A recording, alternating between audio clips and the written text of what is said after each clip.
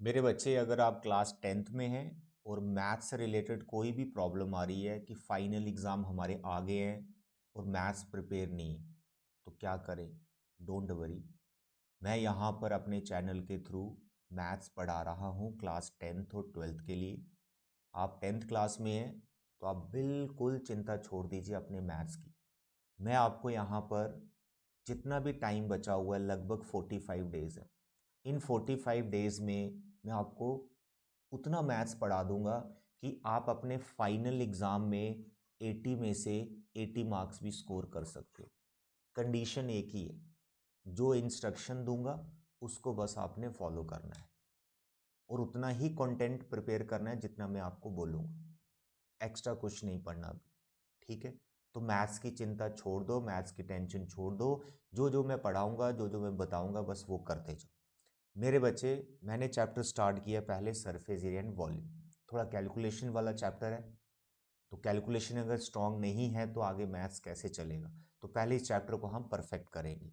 Chapter मैंने कैसे start किया है? पहले एक्सरसाइज 12.2 ये मैंने स्टार्ट की है, जो टोटली बेस्ड है वॉल्यूम पे। इसमें कोई एरिया नहीं है, कुछ कोई फॉर्मूला अलग से नहीं है, सिर्फ वॉल्यूम के 6 फॉर्मूले अप्लाई होंगे, 1 2 3 4 5 एंड 6। तो माई सजेशन कि पहले आप इस चैप्टर की सेकंड एक्सरसाइज को परफेक्ट करो।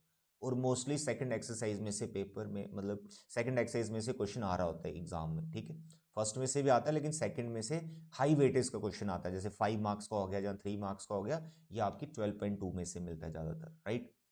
तो 6 फॉर्मूले क्या है जिसमें सिर्फ वॉल्यूम है? कोन का, सिलेंडर का, क्यूबाइड का, क्यूब का, एंड सफेयर और हेमिस्फेयर का। ये 6 फॉर्मूले आपने याद करने हैं। पिछला लेक्चर इन्हीं पे था, तो पहला लेक्चर ज़रूर देखो। उसमें मैंने सेकंड एक्सरसाइज करवा दी है, सिर्फ पहला और दूसरा क्वेश्चन मैंने छोड़ा है क्योंकि बहुत ईजी है। बाकी वाले सभी क्वेश्चंस मैंने करवा दिए, ठीक है? तो आज के लेक्चर में फिर हम 12.2 पे ही डिस्कशन करेंगे, लेकिन इसकी एग्जाम्पल्स करेंगे। बहुत से बच्चे एग्जाम्पल छोड़ देते हैं, लेकिन बच्चे, जब आप हमारा टारगेट मकसद हो 80 आउट ऑफ 80, तो हर एक एग्जाम्पल भी हमें परफेक्ट करते हुए चलना है। And examples are very very important. तो आज के लेक्चर में हम इसकी 3 एग्जाम्पल्स हैं, सिर्फ 3 एग्जाम्पल्स वो कवर करेंगे। क्लियर है? आप मेरे साथ बने रहो। कोई डाउट आता है, कोई चैप्टर है, बच्चे बता भी रहे हैं एपी करवा दो सर, लीनियर करवा दो, मैं सब करवा दूंगा। बस आपने अपने प्रॉपर नोट्स बनाते रहने हैं। एक न्यू नोटबुक ले लो और उस पर अपनी प्रैक्टिस करो जो मैं आपको बताता जाता हूँ, राइट? तो एग्जाम्पल 5 से हम स्टार्ट करेंगे। Shanta runs an industry in a shed. Shanta है, शेड में बैठी है, कोई इंडस्ट्री चला रही है। तो यहाँ पर जो शेड है उसका किस शेप में है? नीचे जो बेस है इसका क्यूबाइड जैसा, जैसे पिक्चर में देख रहा है, और ऊपर हाफ सिलेंडर। तो पहला उसका क्वेश्चन है कि इसके अंदर एयर कितनी है टोटल, जिसमें मशीनरी वगैरह उसने इंक्लूड नहीं की है। उसने बोला है volume of air that shed can hold. पहला क्वेश्चन, उसमें आगे मशीनरी वगैरह भी उसका कोई बात नहीं। तो मैंने आपको लास्ट लेक्चर में बताया है कि जितने भी इसमें सॉलिड हो पहले उनकी डायमेंशंस लिख दो। जैसे क्यूबाइड है, इसकी लेंथ, ब्रेड्थ और हाइट लिख दो। जैसे लेंथ है इसकी 15 मीटर, ब्रेड्थ है इसकी 7 मीटर और हाइट है इसकी 8 मीटर। उसके बाद दूसरा इसका सॉलिड इसके अंदर आ रहा है, वो है सिलेंडर। तो सिलेंडर की डायमेंशन लिख दो। अब सिलेंडर का रेडियस, मेरे बच्चे, जो 7 मीटर है ना, यहाँ पे 7 मीटर, ये सिलेंडर का डायमीटर बनेगा। तो इसका जो रेडियस है वो हाफ होगा 7/2। यहाँ पर आपको 7/2 लिख लेना है। और सिलेंडर की हाइट चाहिए होती है, जिसको मैं एच डैश से डिनोट कर लूंगा। ये जो लेंथ है क्यूबाइड की, ये सिलेंडर की हाइट बन जाएगी, दैट इज 15 मीटर। तो आपको एयर निकालना है, दोनों को प्लस कर देना है। Volume of air that shed can hold how much? Length into breadth into height, यानी वॉल्यूम ऑफ क्यूबाइड और सिलेंडर का volume pi r square h, लेकिन कितना? हाफ। बस मेरे बच्चे इसकी कैलकुलेशन करनी है। ये आगे 15 आ गया, ये 7 आ गया, ये 8 आ गया, हाफ आ गया, पाई की वैल्यू 22/7 आ गया, रेडियस आ गया 7/2 और हाइट आ गई 50। इसको अलग से कैलकुलेट करो, इसको अलग से कैलकुलेट करो। जो दो नंबर आएंगे, मानो एक्स आया, वाई आया, इनको प्लस कर दो, मानो वो के आया, तो मीटर क्यूब। कैलकुलेशन आपने करनी, क्योंकि बहुत इजी कैलकुलेशन है, इसमें कोई प्रॉब्लम नहीं है। 7 से 7 कैंसिल हो रहा है, 2 22 को कैंसिल कर रहे हैं, बाकी जो बच गया मल्टीप्लाई कर दो, डिवाइड कर दो, दैट्स ऑल। तो ये कैलकुलेशन आप कर सकते हो, तो ये इतना वॉल्यूम जो भी आएगा वो आपका आंसर होगा। सेकंड क्वेश्चन क्या है इसका? सेकंड क्वेश्चन है इसका, further suppose the machinery in the shed occupies a total space 300 metre cube. तो जो मशीनरी रखी है उसने इतना वॉल्यूम ऑक्युपाई कर लिया और 20 वर्कर्स उस शेड में काम कर रहे हैं। एक का जो वॉल्यूम है 0.08 मीटर क्यूब, यानी इतनी स्पेस कवर करता है एक वर्कर, तो 20 कितने करेंगे, इसको मल्टीप्लाई करेंगे। तो ये दोनों मशीनरी और वर्कर का जो वॉल्यूम मिलेगा वो टोटल में से माइनस कर देना है, तो रिमेनिंग वॉल्यूम आ जाएगा जो उसने पूछा हुआ है। तो सेकंड पार्ट में क्या करना है, जो वॉल्यूम आएगा सेकंड पार्ट में, जो पहले वॉल्यूम आया अभी मैंने उसको के माना हुआ, इसमें से माइनस करना आपने 300 और फिर माइनस करना है 20 वर्कर का वॉल्यूम 0.08। आप इसको मल्टीप्लाई करें, के मैं यहां लिख रहा हूं बट आपका यहां पे नंबर आया होगा, कोई वॉल्यूम आया होगा, ठीक है। तो 300 में से माइनस 300 को माइनस करना और इसको माइनस करना है, 20 और 8 को मल्टीप्लाई करो 0.8, ये आगे 2 8 जा 16, तो यहाँ पे डेसिमल लगेगा, यहाँ पे 1.6, तो बस इन दोनों को माइनस कर देना जो इसमें से आएगा मीटर क्यूब। बहुत इजी क्वेश्चन है और ये बोर्ड एग्जाम में क्वेश्चन आ रखा है शांता वाला, ठीक है, इतना छोटा है ये।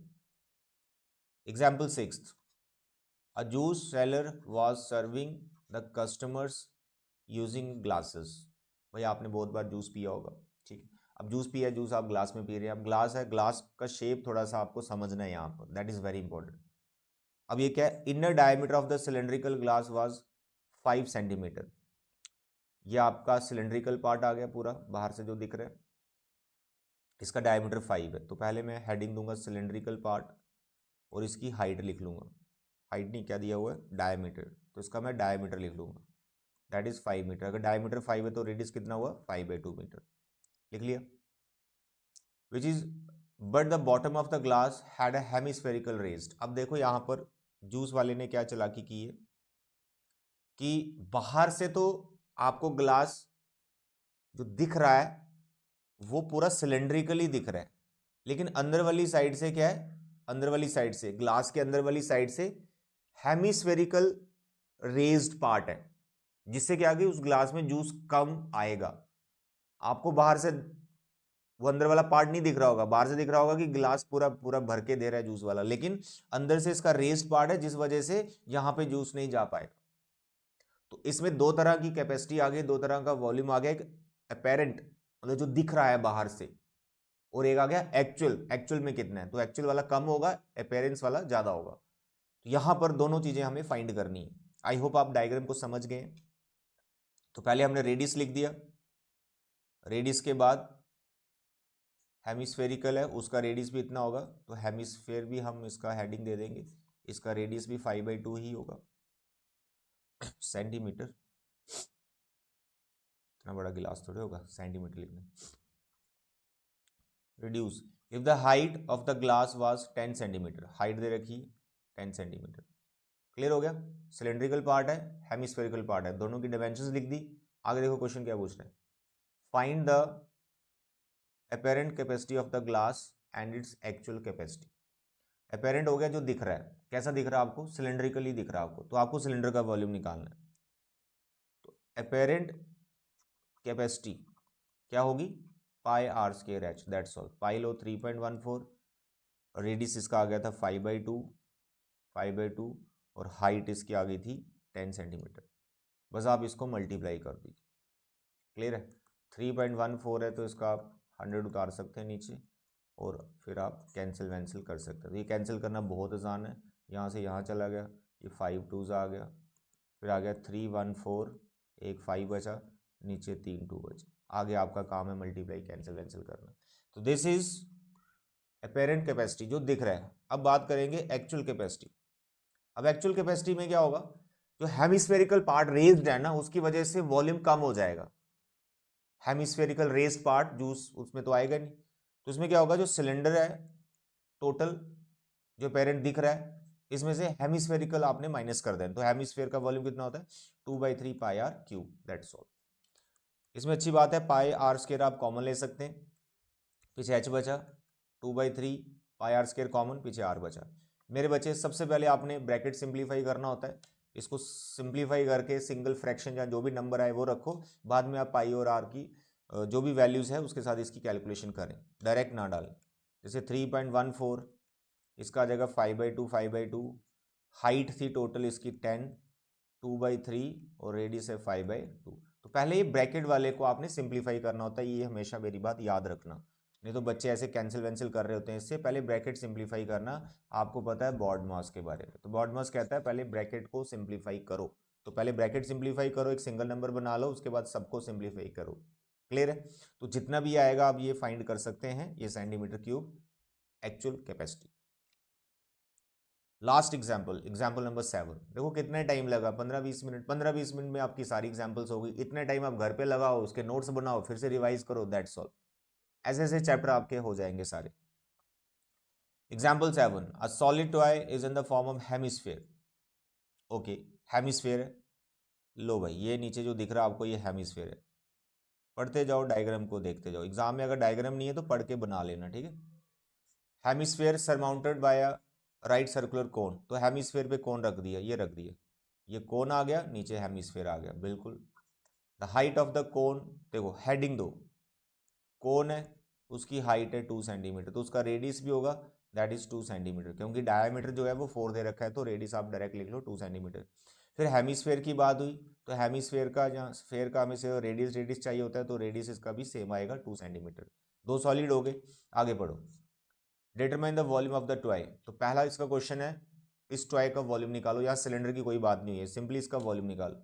तो आपको वॉल्यूम में क्या करना है, कोन का वॉल्यूम लेना है। कोन का वॉल्यूम कितना होता है 1/3 पाई आर स्क्वायर एच। हेमिस्फीयर का कितना होता है 2/3 पाई आर क्यूब। मेरे बच्चे इसमें से 1/3 और पाई आर स्क्वायर कॉमन है, जो कॉमन है बच्चे लेना है, कैलकुलेशन तभी इजी होएगी।